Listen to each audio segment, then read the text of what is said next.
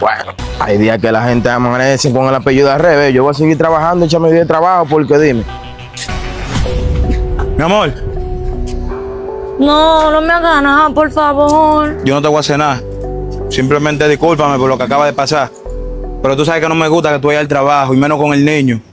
Pero yo no hice nada malo, yo simplemente te llevé un poco de jugo. Pero tú sabes cómo yo me pongo, a mí no me gusta eso, a mí no me gusta que los compañeros de mi trabajo te vean allá.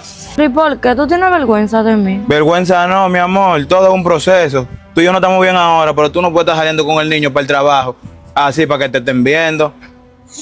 ¿Tú entiendes? Perdóname entonces. Prométeme que tú no lo vuelves a hacer. Te lo prometo, perdón. ¿El niño tiene leche? No. Velo ahí. Tranquila, que yo voy a llegar a la casa y yo voy a llevar leche para el niño y todo eso. Está bien. Vete para la casa, tranquilo. Pero no me vuelva al trabajo. Está bien.